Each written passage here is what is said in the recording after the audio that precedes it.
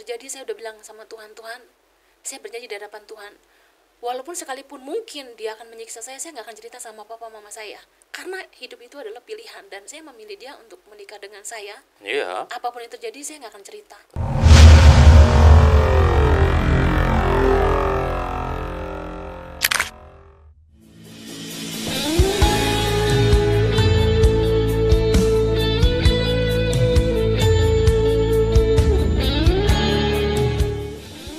Podcast Kana bersama Pastor Dusia Silaban. Setiap hari Minggu jam 4 sore Dulos Production mengadakan ibadah Minggu di Hotel Haris lantai 5 Mall FX Sudirman, Jakarta Pusat. Setiap hari Minggu aku ada di sana. Bapak Ibu yang berada di wilayah Jakarta dan sekitarnya, mari bergabung.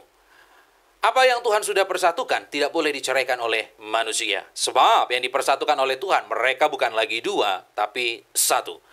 Allah membenci perceraian. Selama suami masih hidup, istri terikat. Selama istri masih hidup, suami terikat, tidak bisa menikah yang kedua kali. Sekalipun terjadi perzinahan tidak boleh bercerai, sekalipun terjadi KDRT tidak boleh bercerai, sekalipun tak kunjung punya keturunan tidak boleh bercerai, pasangan sakit-sakitan tidak boleh bercerai, pasangan mengalami NPD, gangguan kejiwaan, kepribadian tidak boleh bercerai, pasangan pindah keyakinan tidak boleh bercerai, pasangan kembali ke keyakinan yang lama tidak boleh bercerai, pasangan dihukum di penjara seumur hidup tidak boleh bercerai. Sampai maut, sampai kematian yang benar-benar menceraikan. Nekat bercerai atau diceraikan, pilihan cuma ada dua. Yang pertama sendiri seumur hidup, yang kedua berdamai dengan pasangan.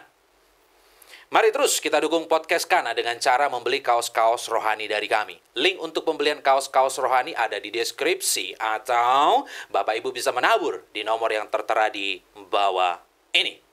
Puji Tuhan, saat ini di studio Podcast Kana sudah hadir Ibu Elia. Shalom. Shalom. Sehat Bu ya? Sehat. Puji Tuhan. Ibu Elia berasal dari keluarga besar yang tidak percaya Tuhan Yesus. Ya. Nah, ini bagaimana perjalanan Ibu Elia menjadi pengikut Kristus? Ya. Terima kasih sebelumnya. Dan bagaimana saya dibesarkan dari keluarga yang bukan dari agama Kristen gitu ya. Dan saya bersyukur bahwa saya punya teman-teman itu banyak yang Kristen. Terutama dari berbagai suku. Dan saya itu orangnya gampang bergaul sama siapa juga. Dan saya juga di situ teman-teman saya banyak mendoakan saya dan mereka juga banyak yang ayo dong ke gereja, ngapain hari Minggu nggak ke gereja gitu kan. Nah, terus saya bilang kamu jangan ngurusin saya mau kemanapun ya itu terserah saya gitu. Tapi saya nggak tahu bahwa mereka itu berdoa buat saya. Berjalannya waktu saya kerja waktu itu di BSD dan itu saya ada mulai rasa ada yang rada aneh gitu kan. Terus saya bilang sama teman saya gini, gua kenapa ya gitu, mungkin lu sakit gitu kan. Nah saya tetap bekerja. Nah satu kali saya waktu bekerja itu saya pingsan terus saya dibawa pulang sama ada orang itu tetangga rumah itu dibawa pulang ke rumah. Mama saya bilang kenapa ini, terus udah mama saya kasih saya teh, udah pokoknya diurusin gitu. Saya dibawa ke rumah sakit, di dokter itu cek darahnya tuh nggak ada apa-apa. Ternyata waktu itu tuh saya ada yang berbuat jahat sama saya.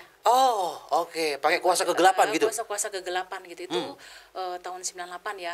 Itu waktu saya sakit itu dicek darah itu saya tuh dalam keadaan lemas gitu. Saya nggak mau makan. Dan papa saya bilang ini jangan-jangan ada apa-apa gitu kan. Nah, namanya juga di luar kepercayaan di dalam Yesus ya. Papa saya itu masih pakai bukannya dukun ya, tapi kayak orang-orang pinter gitu. Dibawa ke Tangerang, terus kayak bapak sensei itu bilang kayaknya ini diapa-apain gitu. Nah ini kayaknya kayak diguna-guna gitu. Nah memang di teman kantor saya itu, saya kan bekerja di Panasonic Gobel ya, dan itu ada temen itu yang cabang Tangerang itu kayak suka sama saya. Dan itu tuh di situ mereka pakai kuasa-kuasa gelap gitu. Dan saya memang karena papa saya bilang namanya juga orang Chinese gitu, papa saya bilang nanti kalau mau nikah ya sama orang Chinese juga gitu. Dan kita itu kayak terpatri gitu. Nah, setelah itu papa saya udah obatin, pokoknya udah semua ini. Bapak dukunnya itu bilang, bukan dukun ya, bapak itunya bilang nanti dalam waktu beberapa kali kesini nanti bisa sembuh gitu kan. Dan itu saya bilang kalau kayak gitu tuh maksudnya mama saya bilang, oh masa iya gitu, tapi yang paranormal ini nih nggak mau dikasih uang, dan dia nyembuhin dengan sukarela aja gitu, dan dia nggak mau dikasih uang. Nah udah selesai 5 kali pertemuan, mama udah saya sembuh, mama saya cerita bahwa dia ini karena mungkin masih anak-anak, saya waktu itu umur 19. Dan papa saya juga bilang ini harus dia memang udah sembuh ini. Pokoknya sebelum ini ceritanya nih, sebelum sembuh ini dari sakit saya yang lupa gitu kan. Saya itu jadi ceritanya gimana ya? Jadi sebelum saya disembuhkan itu 5 kali pertemuan itu, saya itu mengalami perjumpaan dengan Tuhan. Sebelum 5 kali? Sebelum 5 kali ketemu itu, jadi yang mau kelimanya ini nih, itu saya mengalami perjumpaan dengan Tuhan. Dan saya kan sering ke rumah teman-teman saya yang Kristen gitu kan. Oh ini namanya Tuhan Yesus. Ya ini Tuhan gue nih kira-kira kayak gini gambarannya gitu kan, kata teman-teman saya. Oh iya. Dan di waktu saya nggak sadar diri pada hari saya itu kurang lebih sakit itu 1 bulan. Saya sakit 1 bulan. Dan di beberapa hari sebelum saya sembuh itu saya mengalami perjumpaan dengan Tuhan. Kurang lebih itu 3 hari kata mama saya, karena waktu itu saya merem aja. Merem aja gitu. Nah terus papa saya bilang kalau kayak gini nih kayaknya mengalami sesuatu dia, dan itu saya nggak sadar memang. Nah di dalam nggak sadar saya itu, saya mengalami perjumpaan dengan Tuhan itu tuh melalui kayak penglihatan. Jadi ngelihat sosok Tuhan Yesus. Iya gitu. Jadi saya tuh ada kayak di atas awan, terus kok saya lihat kok ada sinar gitu kan. Ada sinar, saya bilang ini siapa gitu. Terus dia deketin saya, dia pegang tangan saya. Tuhan Yesus tuh pegang tangan saya, kamu Elia ya gitu. Dan waktu dari saya kepercayaan lain itu kan, saya dikasih nama Elia. Kenapa? Karena saudara-saudara papa saya itu ada yang Katolik. Gitu. Berarti Elia itu benar-benar dari Alkitab. Iya, dari saudara papa saya yang kasih nama. Gitu. Kamu Elia ya gitu kan. Saya bilang iya gitu. Saya bilang ini siapa? Saya kayaknya seperti pernah lihat gambar gitu, tapi ini siapa? Saya yang disebut Yesus. Saya adalah jalan dan kebenaran dan hidup. Tidak seorang pun yang datang kepada Bapa kalau tidak melalui aku. Aku yang disebut Yesus. Jadi tadi itu tuh pegang tangan saya. Ini dalam sebuah penglihatan ya? Penglihatan, tapi kayak nyata real gitu. Tapi kayak roh saya itu diangkat gitu dari tubuh saya yang lagi sakit itu. Terus dengan itu Tuhan Yesus memegang tangan saya. Terus saya akan menunjukkan satu tempat buat kamu. Gitu kan. Saya bilang kemana? Dia bawa saya. Tapi saya seperti di jalan di atas awan. Saya akan membawa kamu. Saya akan menunjukkan kamu satu tempat. Dibawa ke suatu tempat akhirnya. Tapi jalan gitu kan. Dia pegang tangan saya. Terus dia menuju satu tempat. Saya lihat itu ada sebuah kayak terowongan. Bukan terowongan, tapi kayak satu tempat kayak pulau gitu tuh, tapi api semua gitu. Saya bilang api ini apa Tuhan gitu.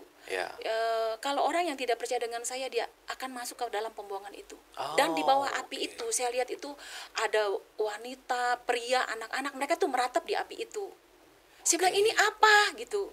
Kalau orang yang nggak percaya sama saya, mereka akan masuk ke dalam pembuangan itu. Dan Tuhan itu nggak nyebut bahwa itu tuh neraka gitu. Pokoknya itu mereka akan masuk ke dalam pembuangan mengerikan itu. Iya. Masuk ke dalam pembuangan itu. Terus saya bilang, oh iya. Kamu saatnya belum tiba. Kamu akan kembali. Tuhan Yesus bilang gitu, kamu akan kembali dan kamu akan saya pakai untuk nanti kamu menyelamatkan keluarga kamu.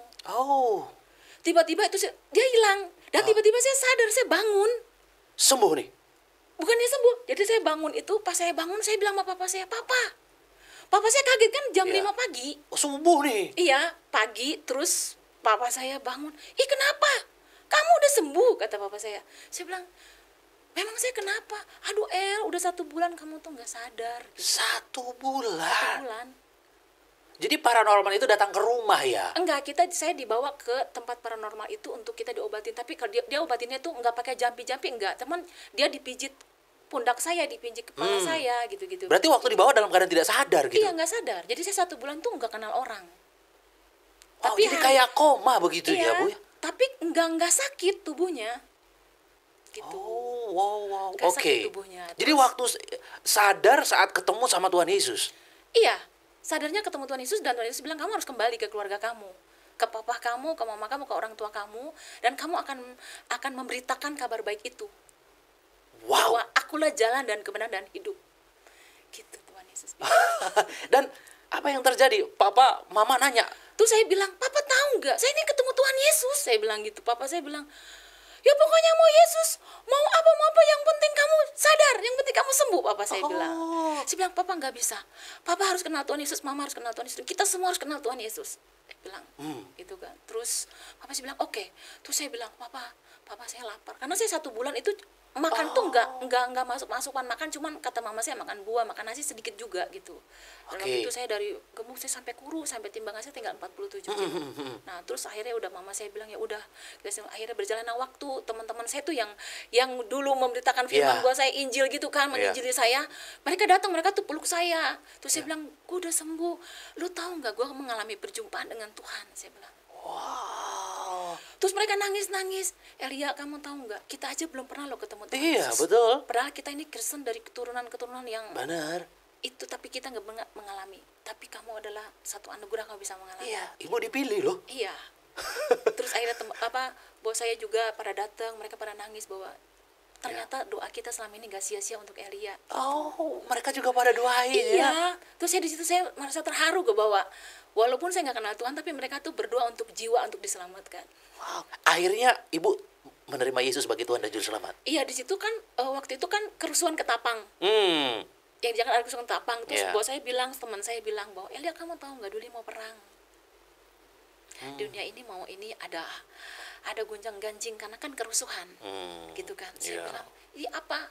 Saya nggak tahu, pokoknya yang penting saya ketemu Tuhan Yesus, saya bilang. Di situ gereja tutup. Dan 2 minggu kemudian saya dibawa ke gereja, saya ketemu sama pendeta.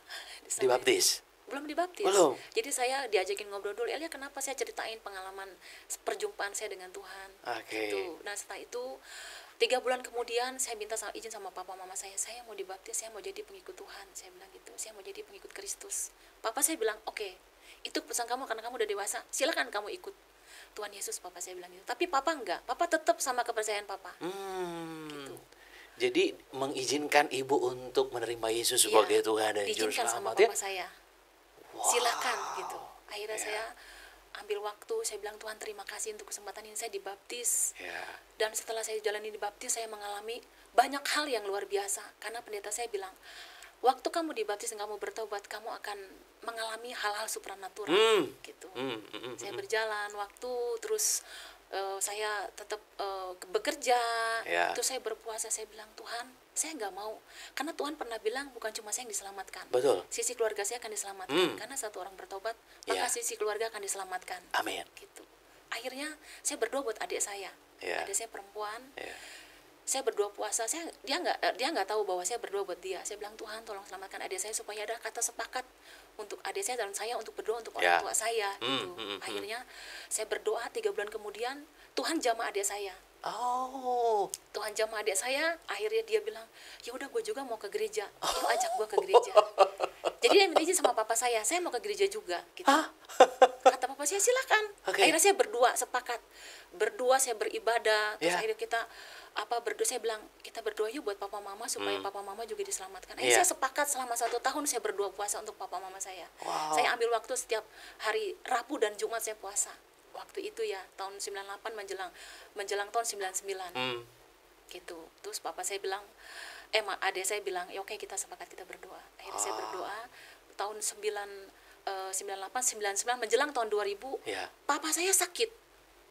Sakit. Setelah saya berdoa buat papa mama saya, papa saya sakit dan nggak bisa makan selama 1 minggu dan dibawa ke dokter. Papa punya mulut tuh sariawan semua, tenggorokan sariawan, dan dokter bilang ini harus dirawat gitu kan. Papa bilang, papa nggak mau gitu. Yang penting kalau ada yang bisa nyembuhin papa bisa makan. Kalau memang Yesus itu bisa menyembuhkan papa akan percaya Yesus. Papa Papa saya bilang gitu, dan papa saya itu orangnya memang keras. Oke. Papa saya Chinese Tangerang. Oh iya, keras ya. Iya, keras. Itu papa saya bilang, oke, saya bilang sama dia, saya gimana ya, akhirnya saya ngomongin orang gereja, dan ada beberapa pelayan Tuhan datang ke rumah untuk doakan gitu. Dia cuma ambil air putih, berdoa, doa Bapa kami. Papa percaya pada saat kita berdoa sepakat, Papa bisa mengalami kesembuhan. Kalau memang itu Tuhan, saya percaya gitu. Kata papa saya. Udah habis doa Papa kami air itu, terus papa saya minum. Papa saya mengalami ada satu yang beda dan ada jamahan Tuhan. Dan saat itu papa saya minta roti, coba minta roti. Papa mau makan roti, bisa nggak papa telan roti ini? Akhirnya papa saya habis minum makan roti, papa saya sembuh. Wah. Dan gak langsung serewan itu sembuh, misalnya langsung mengering, enggak. Papa saya bisa makan nasi, bisa makan roti, dan papa saya sembuh. Papa saya bilang, saya percaya bahwa Yesus itu Tuhan. Saya akan ikut Tuhan. Gitu. Akhirnya papa juga ikut. Papa ikut Tuhan. Mama bilang, kalau papa kamu mau ikut Tuhan, mama juga mau ikut Tuhan. 3 bulan kemudian papa saya dibaptis. Puji Tuhan. Iya, jadi tahun 2000 papa saya dibaptis, mama saya dibaptis. Papa saya mengenal Tuhan. Satu keluarga sekarang semuanya pengikut Kristus ya. Dan itu juga bukan cuma papa, mama, adik saya, kakak ipar saya. Terus saudara-saudara saya yang ada di Jakarta. Bagaimana saya menyaksikan dengan tuntunan Roh Kudus, dan mereka percaya gitu. Wah, ini jadi semacam keluarga besar nih jatuhnya ya. Satu persatu dijamah sama Tuhan. Tuhan jamah, dan melalui itu semua karena pekerjaan Tuhan. Wow, Tuhan Yesus begitu nyata ya. Kuasanya benar-benar terjadi. Yang sakit sembuh ya. Bahkan kakak dipulihkan ya. Wow, luar biasa. Tadinya mereka nggak percaya Tuhan. Tapi dengan begitu kita sebagai kesaksian yang hidup, yang kudus, berkenan di hadapan Tuhan, Tuhan bisa pakai kita sebagai garam dan terang dimanapun kita berada. Amin. Puji Tuhan. Dan Ibu Elia sudah menikah dengan punya 2 orang anak ya. Nah, ini perjumpaan dengan suami gimana ceritanya?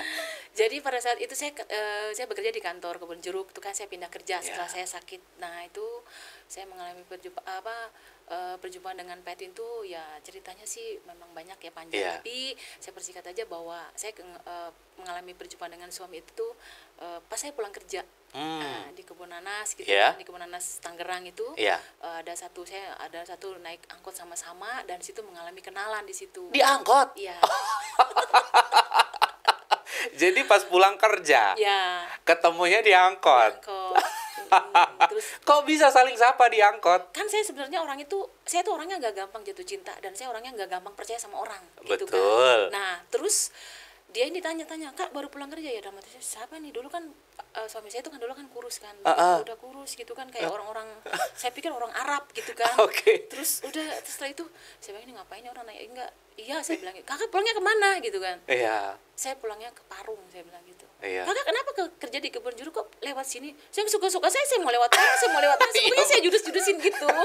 Saya bilang, iya Kak gitu, kapan-kapan saya boleh dong main ke Parung gitu kan. Saya bilang, jangan, saya bilang, anak di Parung itu jangan. Saya bilang, papa saya itu galak, suka bawa golok panjang. Saya bilang, kalau ada cowok-cowok, saya bilang gitu, pokoknya dalam hati dia ngapain gitu kan.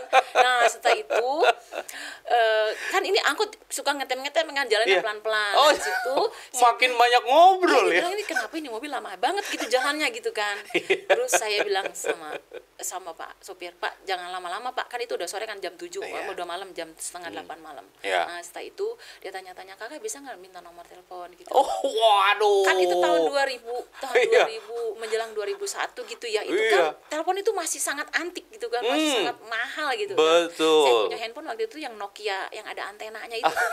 Terus saya bilang, ini jangan dikasih deh, saya kasih nomor telepon kantor yang memang telepon kantornya itu tuh untuk faksimil. Zaman itu kan masih ada fax gitu. Oke. Zaman fax, saya bilang, rasain saya kerjain kamu nanti, biar rasa kamu nanti telepon nggak bisa gitu kan. Pas udah selesai sampai di rumah, saya cerita mama saya, mama tahu nggak? Saya udah kasihkan nomor telepon kantor, Kak dia turun duluan. Dia turun duluan. Nanti saya turun duluan, nggak usah bayar, nanti saya udah bayarin. Gitu. Saya bilang, oke. Terus sampai di rumah saya cerita sama mama saya kan, mau ketemu cowok mah gini-gini. Kata mama saya, hati-hati ketemu cowok, jangan sembarangan gitu. Saya bilang, udah sih cuman kenal-kenalan doang, tapi dikasih nomor telepon. Tapi nomor telepon kantor yang memang untuk fax, rasain dia nanti nggak bisa hubungin saya gitu kan. Udah saya beraktivitas, terus besok pagi saya berangkat lagi ke kantor. Di kantor itu saya ketemu, di kantor itu ada telepon masuk. Saya pikir, ini kenapa ini ada telepon Iya. masuk gitu kan. Saya bilang, tapi kok ke meja bos saya gitu. Pas itu saya angkat, halo selamat pagi Ganesha kan nama Iya. PT-nya. Selamat pagi Ganesha, iya bisa bicara dengan Elia gitu kan. Iya. Saya bilang, ini dengan siapa? Dengan Erwin gitu kan. Dia Oh. bilang, nah itu namanya Erwin. Erwin. Nama saya. Terus saya bilang gini, Erwin mana ya? Erwin bilang temannya gitu. Saya tutupkan teleponnya. Saya bilang sama teman saya, Evelyn, gue kemarin ada kenalan cowok namanya Erwin ini, kok dia bisa ngubungin ke sini? Itu kata teman saya, biasanya tuh kalau orang salah-salah gitu biasanya jodoh li. Bilang sama saya gitu teman saya. Oke. Saya bilang, lu jangan macam-macam ya, tolong angkat, bilang gue belum datang, saya bilang gitu. Terus kata teman saya, udah angkat aja, itu pasti jodoh gitu. Udah singkat waktu, saya bilang ya udah dengan Elia. Oke, berarti kamu bener kasih nomor telepon ke saya. Dan bos saya itu kan biasanya kalau malam dia suka pakai internet, pakai Iya. nomor telepon fax itu. Dia lupa masukin lagi ke fax gitu loh. Oh, makanya bisa ditelepon. Makanya bisa telepon, bisa nyambung gitu. Saya bilang, ini bapak ini kerjaannya nih gitu kan. Saya bilang tuh kan sama teman-teman saya, udah li, nggak apa-apa itu jodoh biasanya gitu teman saya. Oke. Udah selesai itu, Ya.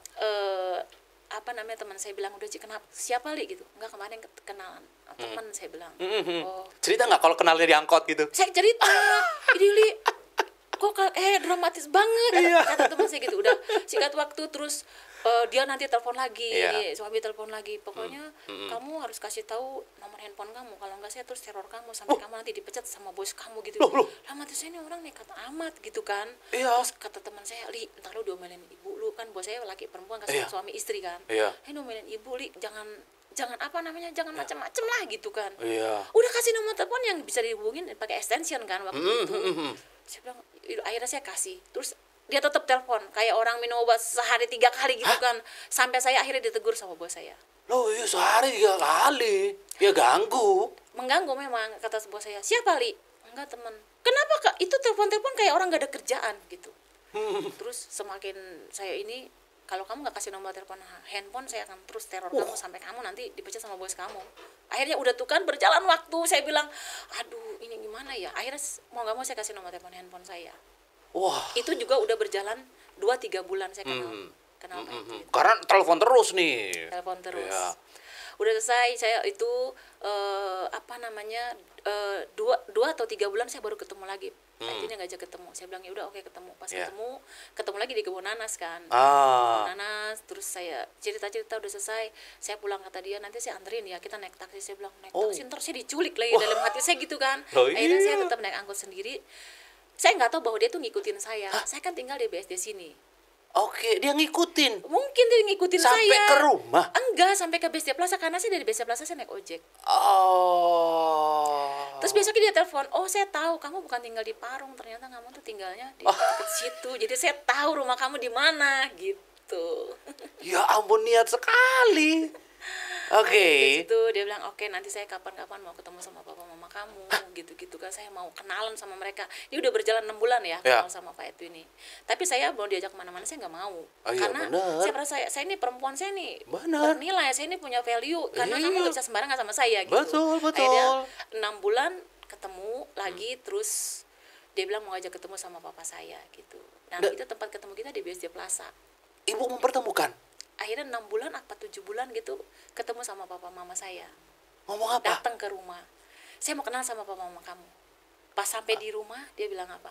Saya bilang, papa ini teman gitu kan. Dan papa saya garis keras, pokoknya orang Chinese harus kawin sama orang Chinese. Oh, ini Pak Edwin Orang Ambon. orang Ambon. Wah.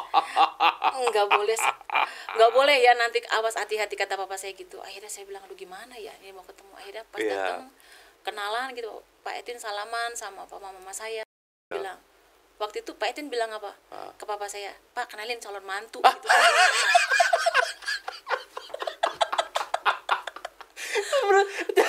Pede amat. Udah selesai ngobrol-ngobrol gini saya Iya. bilang, pas udah gitu papa saya di dalam, papa saya udah mukanya nggak enak gitu kan. Papa saya bilang, Pak, saya bilang sama Pak Edwin, kenapa sih kamu ngomong gitu? Nggak apa-apa, biar aja papa kamu ngomong gitu-gitu kan. Saya bilang, kamu nggak boleh gitu ini. Akhirnya udah dari situ papa saya pas dia pulang, Pak Edwin pulang, papa saya ngomong, papa udah bilang, anak-anak papa tuh gak boleh kawin sama orang dari suku yang lain. Harus kawin sama orang Cina juga, nikah sama orang Cina juga. Oke. Terus gimana ini gitu kan, ya udah Iya. ini akhirnya tetap. Tapi Pak Edwin orangnya nekat. Ya. Pokoknya dia seminggu bisa 2-3 kali datang ke rumah. Wah. Saya belum pulang kantor lagi, Pak Edwin udah ada di rumah. Padahal papa saya nggak pernah nanya dia. Papa saya nggak pernah ngobrol sama dia, papa saya nggak mau. Kalau udah pulang, siapa tuh suruh datang-datang ke rumah? Papa bilang, papa nggak mau. Papa saya bilang gitu. Oke. Terus mama saya bilang, gak boleh gitu. Jodoh itu dari mana aja, kata mama saya gitu. Biarin aja dia jalanin. Mama saya tuh baik, kadang kalau Pak Edwin datang, ngobrolnya sama Pak Edwin. Abis ngobrol nanti saya sama mama saya dimarahin sama papa saya. Oke. Kenapa diladenin gitu? Pokoknya papa saya nggak suka. Iya. Akhirnya kurang lebih saya menikah, pacaran itu kurang lebih hampir 2 tahun. Pas 1 tahun saya pacaran gitu, Pak Edwin kan memang udah menyatakan bahwa Pak Edwin tuh suka sama saya. Terus 1 tahun kemudian dia bawa papa mamanya ke rumah untuk melamar saya. Dan dari situ saya ngomong sama papa saya, apa-apaan ini, papa saya bilang gitu. Iya. Kan papa udah bilang El gitu kan. Wow. Saya bilang, ya bagaimana, papa mamanya mau kesini mau kenalan. Akhirnya papa saya mau ngomong, kata mama sih udah nggak apa-apa. Datang mungkin acara kayak lamaran gitu, datang ngobrol bahwa anak saya serius gitu. Akhirnya mama mertua sama papa mertua datang ke rumah kenalan.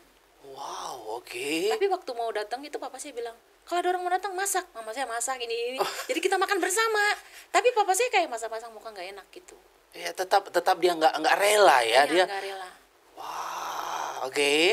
Habis itu papa saya bilang, ya udahlah, terserah mama lu tuh urusin, kata papa saya gitu. Akhirnya mama saya bilang, ya udah jalanin aja dulu El gitu, kita nggak boleh kayak gitu. Orang mana aja sama, yang penting hatinya baik, karena mama lihat dia nih hatinya baik, kata mama saya gitu. Iya. Akhirnya udah tuh papa saya dengan muka nggak enak, dan saya kurang lebih tuh 2 tahun ya. Dan Pak Edwin bilang, oke El, kita menikah.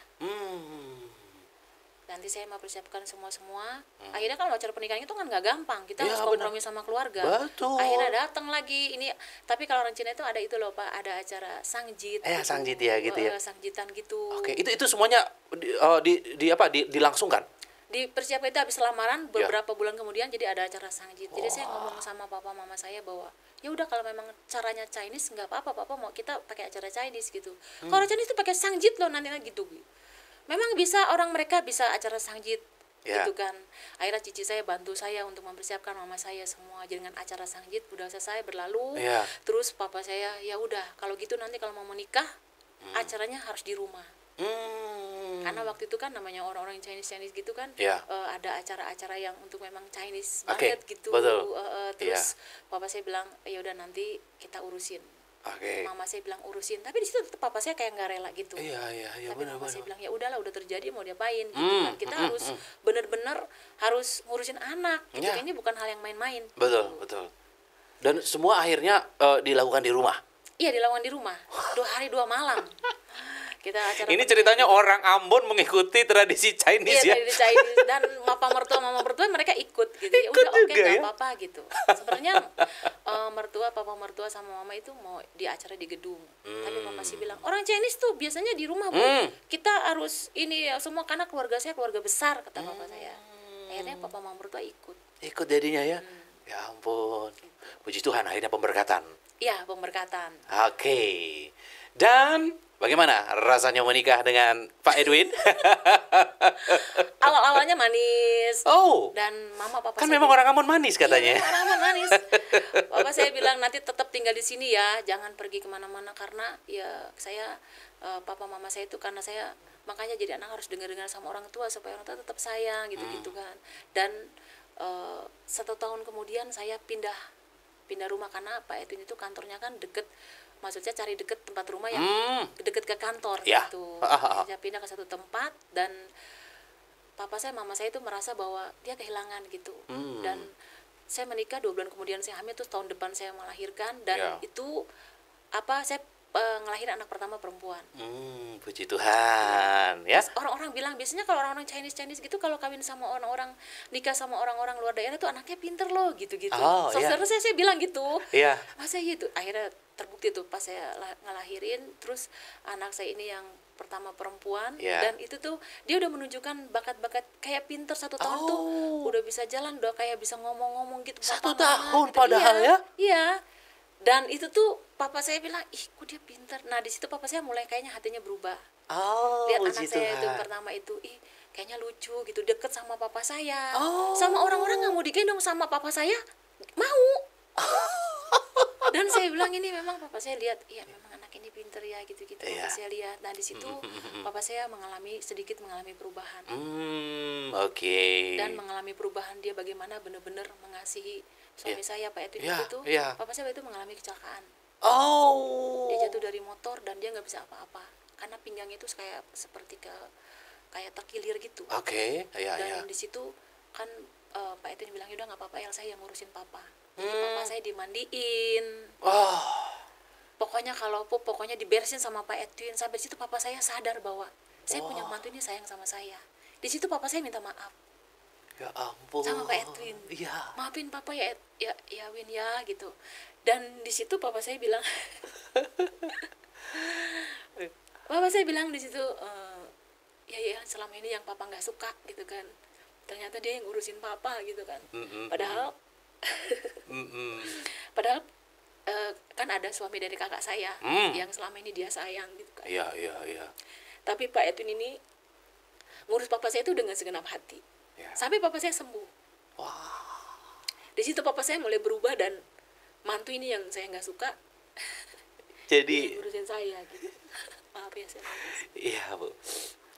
Wow. Disitulah mulai akhirnya bisa mengasihi Pak Edwin lebih Iya, lagi ya. iya. Tadinya setengah-setengah ya. Tadinya setengah-setengah, nggak suka gitu, kayak lihat Ya. Pak Edwin tuh kayak lihat musuh gitu. Ya ampun. Ya karena dia rindunya Chinese yang jadi Iya, mantunya iya. gitu. Dengan kehadiran anak, terus Pak Edwin juga ngurusin papa dengan Ya. rela gitu kan. Iya. Akhirnya papa saya berubah. Oke. Saya mengasihi dia. Sampai akhirnya dikaruniai anak kedua ya. Ya. Ya, bagaimana Ibu menikmati pernikahan dengan Pak Edwin? Dengan itu sebelum anak kedua itu Pak Edwin udah kayak mulai ada berubah karena dia Oh. banyak pergaulan-pergaulan yang mungkin yang kurang baik menurut saya ya. Tapi itu Oke. mungkin menurut dia itu baik gitu. Ya. Suka dijemput temennya sore-sore, nanti pulang pagi. Oh, pulang pagi. Ya, pulang pagi dalam keadaan bawa minuman, dengan keadaan yang saya bilang kayak ada gelagat-gelagat aneh gitu kan. Oke. Dan saya bilang kayaknya ada sesuatu udah dalam diri dia, karena kan biar bagaimanapun seorang istri pasti punya istri. Iya, iya benar.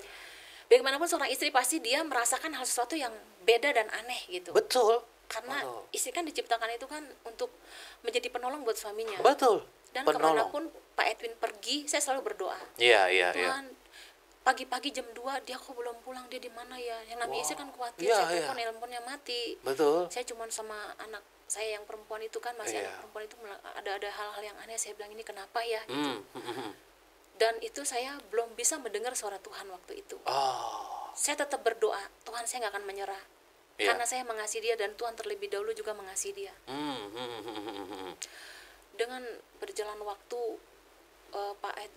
saya hamil anak kedua kan, Iya. anak kedua, terus Pak Edwin ini kayak seperti menjadi-jadi gitu. Pulang suka mabok Wow. dan dia ngomongnya kasar sama saya.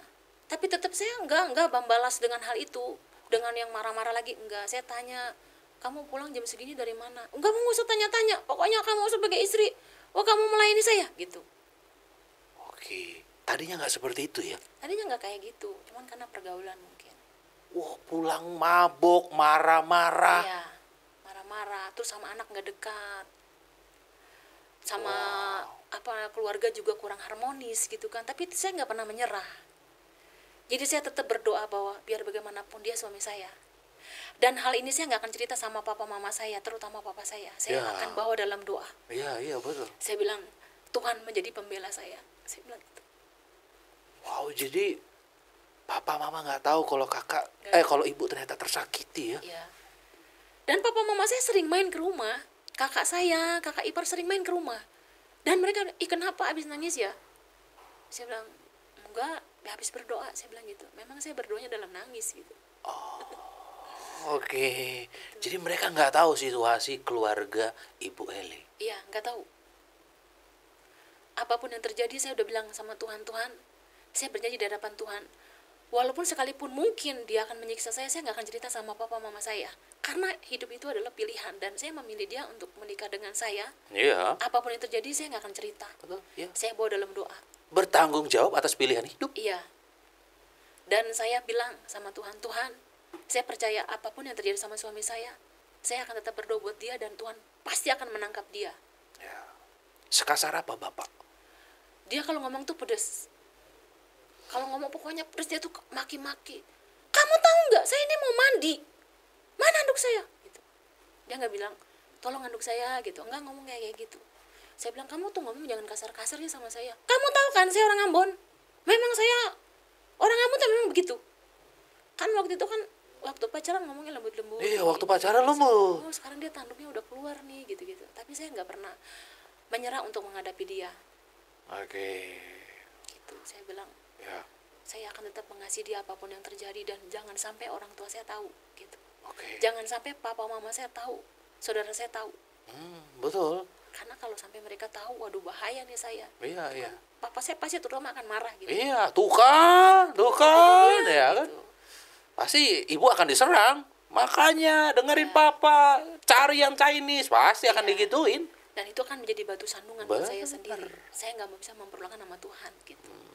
Dengan gitu, saya percaya bahwa suami saya akan berubah dan saya Iya. akan berdoa. Iya. Saya nggak pernah ngomong sama siapapun, sama teman, sama sahabat, sama ponakan yang dekat sama saya nggak cerita. Waduh. Mengalami KDRT. Enggak. Oke. Pak Edwin tuh nggak pukul. Oh, nggak pukul ya? Enggak, cuman omongannya itu yang kasar, yang pedas gitu. Kebun binatang gitu. Enggak. Oh, enggak juga. Enggak. Jadi lebih ke kasar. Iya, kasar gitu.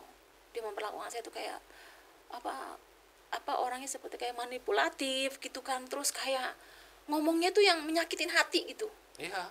Iya. Verbal tapi nusuk. Iya. Dan itu saya pas dia berjalan gitu kan, saya jalanin hidup gitu kan, dan saya hamil anak kedua lahir gitu. Saya pindah lagi rumah ke tempat yang lain gitu kan. Oh, kenapa? Karena pekerjaan. Bukan karena pekerjaan, karena di rumah yang pertama itu kita udah nggak nyaman, nah kita pindah ke rumah yang satu gitu, ke beda komplek. Ah, oke. Beda komplek. Terus di situ dia mulai gila-gila gitu Pak Edwin ini. Saya bilang, ini gimana ya saya caranya gitu. Saya tetap ke gereja. Gereja.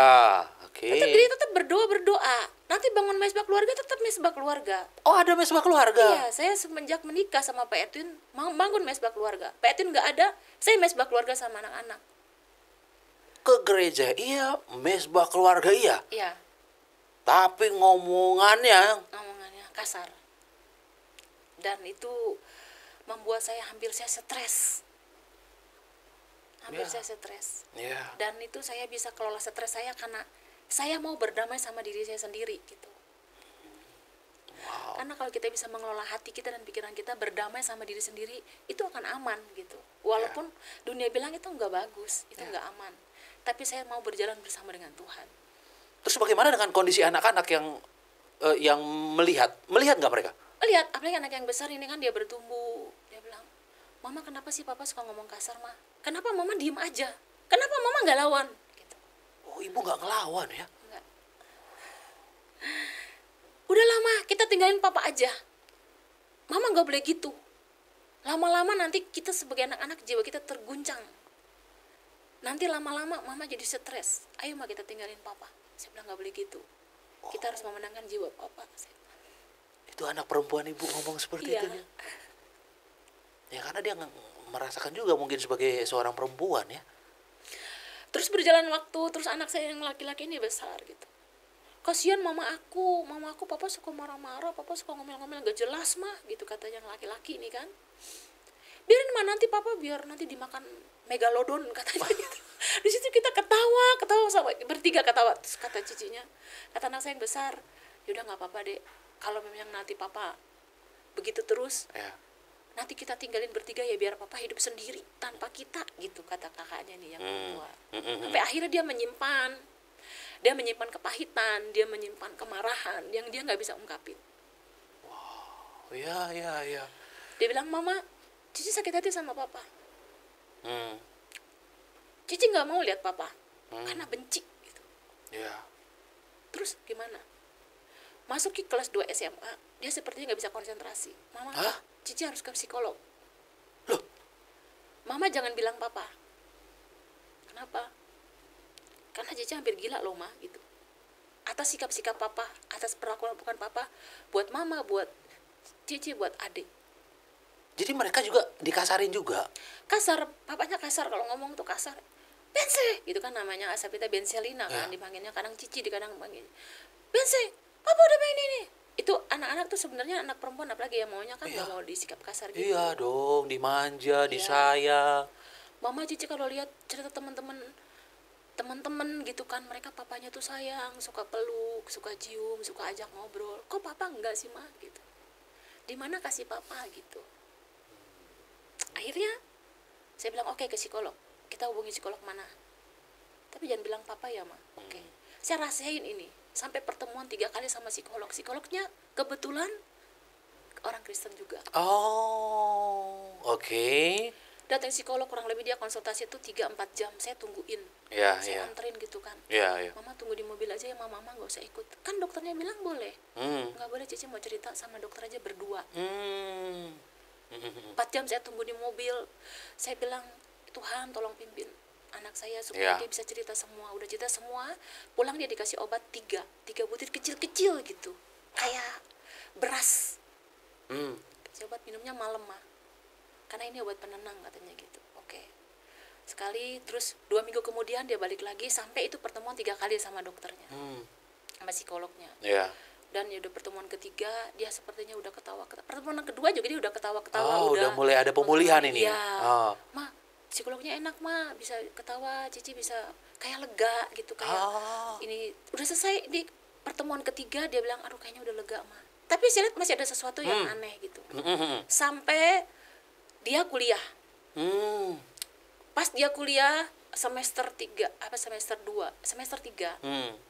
Saya kan sering bolak-balik ke Bali karena mama sini dong ma, temenin. Saya pergi sendiri ke sana seminggu 2 minggu. Jadi kuliah di Bali dia ya? Kuliah di Bali, dia di Udayana. Terus saya bilang oke nih, 1 kali dia cerita sama saya. Bukan dia cerita, saya melihat sesuatu yang aneh dari dia. Saya bilang kayaknya kamu ada sesuatu deh Ci gitu. Kayaknya hati kamu belum pulih. Dia bilang, ya mama kok tahu sih ma gitu. Kamu doa kamu nih udah jarang-jarang ya. Kayaknya doa kamu cuma 2-3 menit doa buat Tuhan ya. Kamu gak bangun mesbah pribadi buat Tuhan ya. Dia nangis itu malam-malam, setengah 12 kalau nggak salah. Cici pengen cerita mah. Cici mau pelepasan mah. Saya bilang kenapa lagi? Saya bilang gitu. Mama kenapa mama peka sama Cici mah? Kayaknya ada sesuatu yang aneh aja buat kamu, saya bilang. Ngalamin mau pelepasan dulu deh mah, soalnya masih ada satu yang nyangkut nih di hati. Tentang apa? Saya bilang tentang papa. Kenapa tentang papa lagi? Jadi tentang papa karena papa terlalu menyakiti gitu, terlalu pahit mah hatinya gitu. Dari situ saya peluk dia, saya doain dia, akhirnya dia nangis kita sampai ngobrol sampai jam 2 pagi kan. Waktu saya di kosannya gitu, ngobrol gitu. Mama dia bilang, aduh mama, terima kasih ya mama udah jadi mama yang baik. Terima kasih mama udah jadi mama yang sabar buat kita gitu. Nanti Cici pulang, Cici mau hubungin orang-orang gereja mau ikut pelepasan. Akhirnya pelepasan. Dia pelepasan, dia mengalami sukacita, akhirnya dia peluk papanya, dia minta maaf sama papanya. Minta maaf sama papanya. Dia yang minta maaf. Dia minta maaf sama papanya karena dia sakit hati kan. Terus akhirnya saya bilang, udah kamu ngobrol sama papa berdua, nanti kamu minta maaf sama papa minta maaf sama kamu. Akhirnya mereka peluk-pelukan. Terus akhirnya saling maaf-maafkan. Di situ anak saya yang besar ini mengalami sukacita. Dan dia berjalan sama dengan Tuhan tuh, bahwa dia bilang, ternyata begini ya mah, kalau kita nggak menyimpan sampah dalam diri kita gitu. Akhirnya dia mengampuni papanya. Iya, dia mengampuni papanya dan dia bilang bahwa dia mengalami kelegaan dan sukacita. Ternyata hidup di dalam Tuhan tuh enak sebenarnya ya ma. Kenapa sampah-sampah harus disimpan? Sebenarnya harus dibuang sampah-sampah itu. Dengan doa, dengan pujian, dengan penyembahan, memuliakan nama Tuhan. Dan dia nggak pernah berhenti. Terima kasih ya ma, udah jadi mama yang baik. Terima kasih ya pak, udah jadi papa yang baik. Dan ibu terus mendoakan suami. Terus mendoakan. Bertahun-tahun yang nggak melihat perubahan ya. Betul, nggak lihat perubahan, tapi saya percaya bahwa perubahan itu semua datangnya dari Tuhan. Kecewa nggak sama Tuhan pada waktu itu? Tuhan, aku udah doa. Enggak, saya nggak pernah ngomong gitu. Saya bilang, Tuhan terima kasih buat proses ini. Saya percaya pada saat Tuhan memproses saya akan melihat pelangi. Saya bilang gitu. Dan saya bilang sama anak-anak, apa yang mama alami, mama nggak pernah bilang kecewa sama Tuhan. Wow. Makanya di situ saya mengalami banyak hal-hal supranatural yang saya dapat gitu. Pendengaran yang lebih tajam. Iya, iya. Terus anak-anak tuh yang mengasihi saya, mensupport saya. Iya, iya, iya. Anak laki-laki nggak terlalu itu ya, walaupun dia kecewa sama papanya, dia nggak terlalu menyimpan ya. Enggak menyimpan, cuman dia bilang, udah lama namanya juga papa gitu, mama nggak usah pikirin, cuma gitu aja bahasa-bahasa dia. Enggak dalam seperti kakaknya. Ada nggak yang menyarankan ibu untuk bercerai? Teman-teman saya banyak. Oh, Kalau suami kayak gitu, Li, kasar sama lu, ya udah pisah aja daripada nyakitin hati gitu. Saya bilang, saya enggak, saya akan tetap bertahan. ya, Saya akan tetap mengasihi suami saya apapun yang terjadi. betul. Karena saya punya Tuhan, itu Tuhan yang mengasihi. Kan mereka, teman-teman saya banyak yang memang di luar kepercayaan dalam Kristen. Iya, iya. Udah cerai aja gitu ya. Ya. Udah cerai. Tapi nggak banyak sih yang untuk kasih cerai-cerai gini nih. Dan terutama anak saya yang perempuan, mama pisah aja deh mah, Oh, kasian mama gitu. oke. Kalau gitu nanti mama stres mah gitu. Nggak apa-apa, tinggalin papa, kita hidup bertiga juga bisa kok mah. Mama percaya nggak kita bisa sukses gitu tanpa papa gitu-gitu. Saya bilang nggak boleh. Tuhan Yesus tuh nggak mengajarkan itu, Ci. Iya, iya. Kita harus sepakat berdoa loh buat papa, kasihan papa. Saya bilang gitu, kita harus bisa menenangkan papa ya gitu. Iya, iya. Walaupun waktu saya habis ngomong dia marah. Oh, iya. Mama nih, mama tuh hatinya terbuat dari apa sih gitu. Saya bilang dari kasih, saya bilang gitu. Tapi secara keuangan, suami mencukupi semua ya kebutuhan di keluarga ya. Mencukupi kalau lagi pas ada bayar SPP atau bayar semua kebutuhan-kebutuhan rumah tangga, mencukupi. Bahkan saya tuh kalau dikasih uang sama suami, saya itu rajin nabung. Saya rajin pokoknya kumpulin uang sampai karena saya pengen punya cita-cita, saya pengen punya rumah. Saya ngontrak terus saya capek. Oh, saya bilang saya punya rumah, saya harus membangun impian gitu bahwa punya keluarga, punya rumah gitu. Aku nggak mau ngontrak. Dan setelah itu saya nabung, saya kumpulin uang karena puji Tuhan saya tuh hidupnya nggak kena boros-boros karena kalau saya punya impian, saya harus nyatakan impian itu bahwa saya berjalan bersama dengan Tuhan, saya pasti bisa.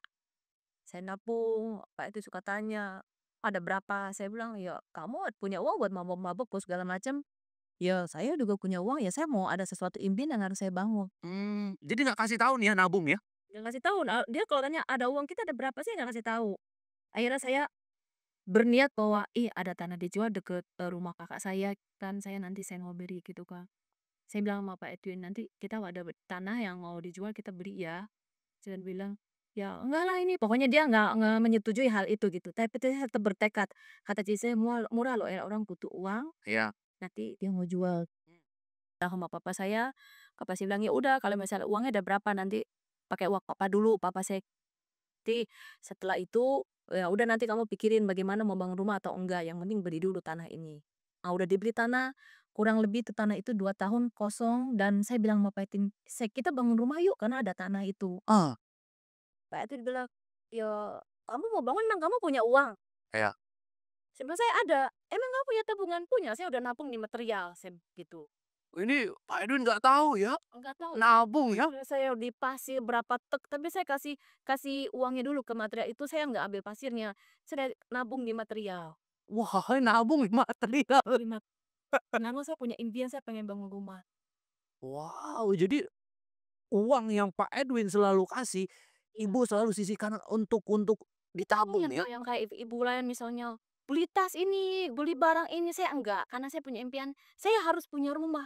Saya nggak mau ngontrak terus. Wah, dan ngebangun, dan akhirnya terbangun ya? Dan akhirnya terbangun deh kumpul material, saya bilang, "Kok sama orang materialnya saya udah bisa buat bangun rumah." "Oke Ci, nggak apa-apa, nanti kita dukung Ci, sampai misalnya uangnya belum tercukupi juga kita akan support untuk bahan-bahan material." Saking orang itu percaya sama saya. Karena saya bilang, "Saya nanti mau bangun rumah, tolong dukung saya ya." Iya, iya. Nah itu memang langganan papa saya kalau mau Oh, baik. dia, saya bilang sama Pak Edwin, saya hubungin tukang-tukang, saya hubungin orang-orang untuk teralis-teralis saya. Pak Edwin cuma nyantai aja.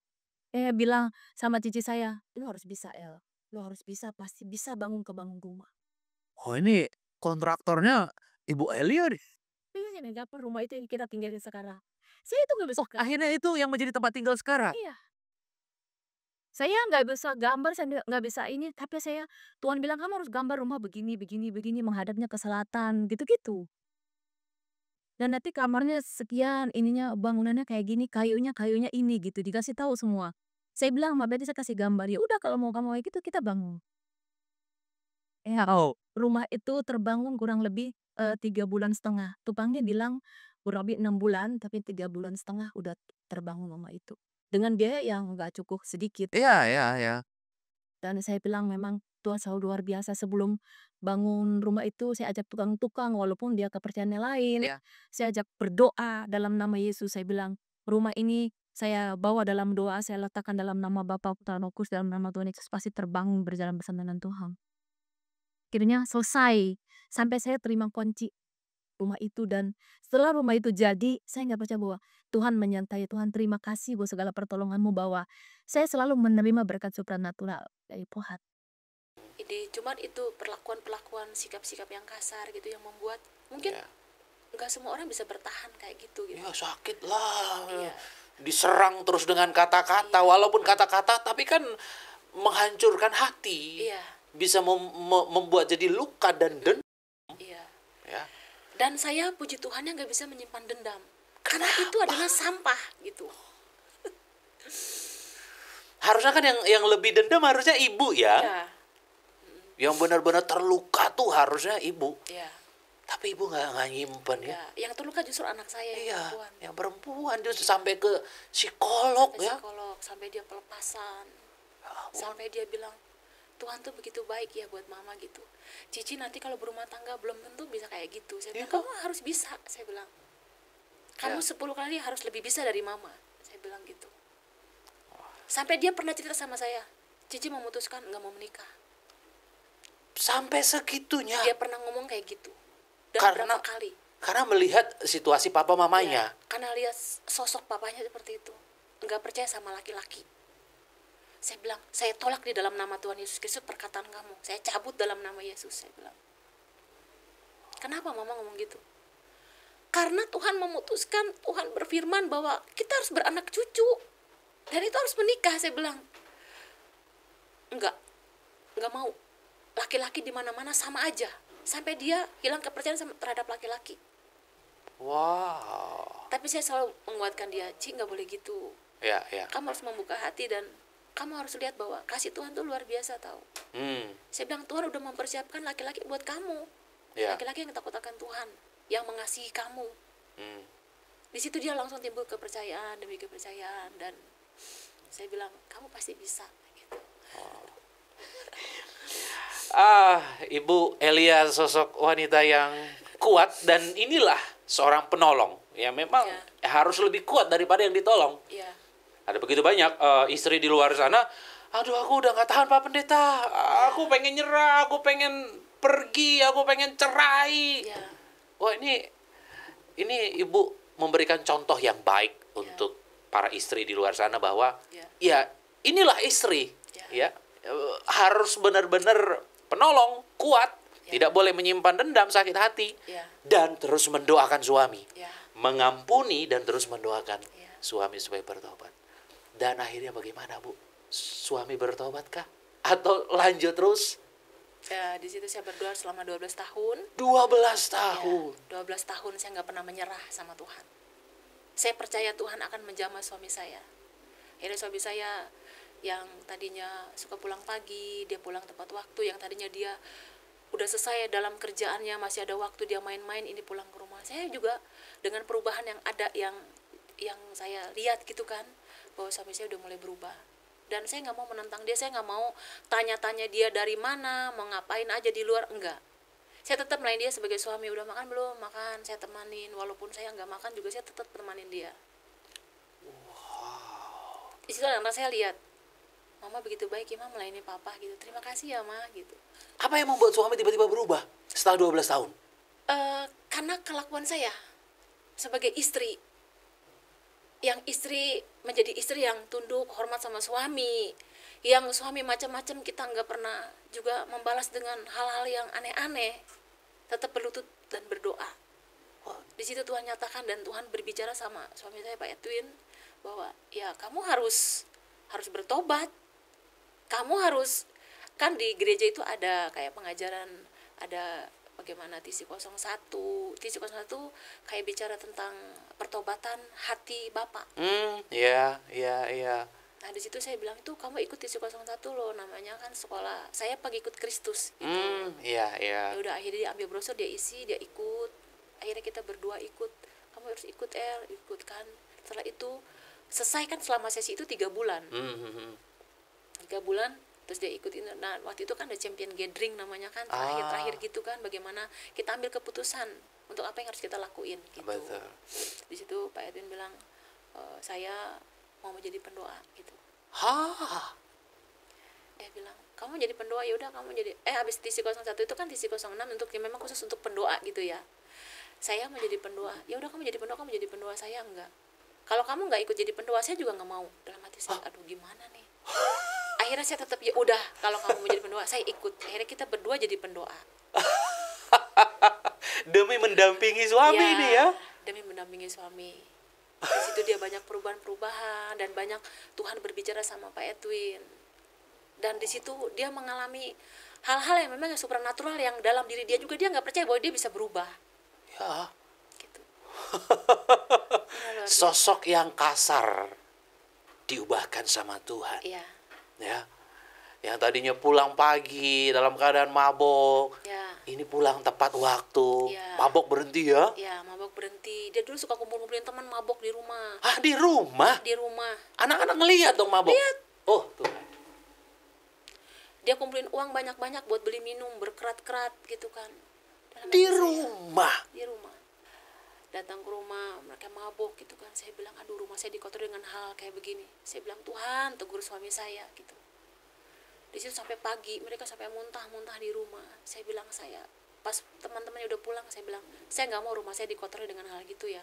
Kamu harus bertobat. Uang yang kamu punya lebih baik kamu kasih janda-janda miskin. Kamu kasih orang-orang yang susah. Itu lebih berharga daripada kamu traktir mereka minum sampai mereka mabok. Tapi saya ngomong pun nggak kasar, ngomongnya kayak biasa gini. Dan saya tahu bahwa dia tuh nggak suka dikasarin, tapi dia suka kasarin saya gitu. Dan saya nggak mau membalas kejahatan dengan kejahatan. Saya tetap mengasihi suami. Wow. Dan akhirnya ya suami bertobat karena melihat perilaku ya. Iya. Ya. Perilaku ibu akhirnya memenangkan. Iya. Wow.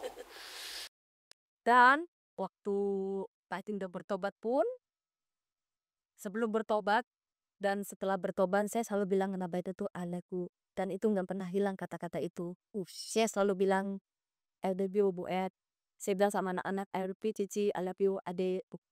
Dan anak saya nggak bilang, kenapa sih mama sering bilang kita I love you? Karena mama mengasihi kalian, mama mengasihi papa. Bilang gitu. Oh iya, dan sekarang juga Pak Ed udah bertobat, saya selalu bilang, Bu Ed, I love you. Kadang dia nggak dengar, saya bilang, Bu Ed lihat saya dulu. Ya Allah bisa sama kamu. Iya. Dan itu memang, itu membuat kita tetap harmonis. Iya. Membuat rumah tangga itu tetap terjaga. Karena walaupun itu kata-kata itu sebenarnya sederhana. Tapi itu maknanya itu luar biasa. Betul. Dan banyak pernikahan sudah kehilangan ini. Iya. Pas masa pacaran I love you terus ya, masuk ke pernikahan hilang. Ya, padahal itu sangat penting dalam menjaga pernikahan. Ya. Diberkatilah pernikahan Ibu Elia dan Pak Edward. Pak Edwin. Iya. Amin. Sampai ke anak cucu cicit. Ya, amin. Ada kemuliaan Tuhan. Ya, amin. Anak cucu cicit tidak akan minta-minta roti. Ya. Biarlah apa yang terjadi dalam pernikahan Ibu Elia menjadi berkat buat banyak pasangan suami istri di luar sana, khususnya para istri yang sedang mengalami perlakuan yang jahat dari suami.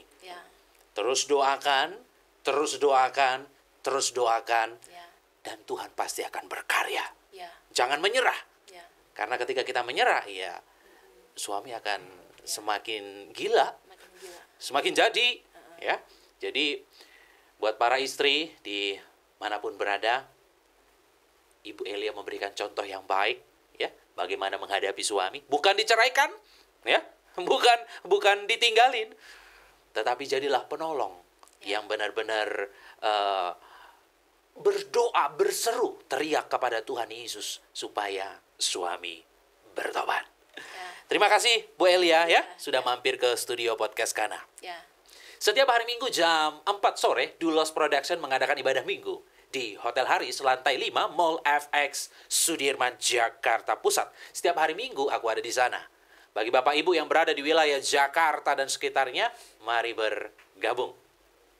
Dan bagi Bapak Ibu yang rindu bersaksi di Podcast Kana seperti Ibu Elia, Bapak Ibu bisa DM kami ya melalui Instagram Dulos Production atau TikTok Dulos Production atau Facebook Dulos Production. Kesaksian hanya seputar pernikahan dan tinggal di daerah Jabodetabek. Apa yang Tuhan sudah persatukan tidak boleh diceraikan oleh manusia, sebab yang dipersatukan oleh Tuhan mereka bukan lagi dua, tapi satu. Allah membenci perceraian. Selama suami masih hidup, istri terikat. Selama istri masih hidup, suami terikat. Sekalipun terjadi perzinahan tidak boleh bercerai, sekalipun terjadi KDRT tidak boleh bercerai. Pasangan sakit-sakitan tidak boleh bercerai. Tak kunjung punya keturunan tidak boleh bercerai.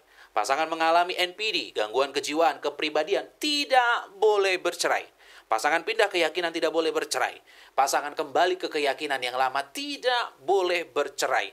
Pasangan di penjara seumur hidup tidak boleh bercerai. Sampai maut, sampai kematian yang benar-benar menceraikan. Nekat bercerai atau diceraikan, pilihan cuma ada dua. Yang pertama sendiri seumur hidup, yang kedua berdamai dengan pasangan. Mari terus kita dukung Podcast Kana dengan cara membeli kaos-kaos rohani dari kami. Link untuk pembelian kaos-kaos rohani ada di deskripsi atau Bapak Ibu bisa menabur di nomor yang tertera di bawah ini. Sampai ketemu lagi di Podcast Kana berikutnya. Say no to divorce.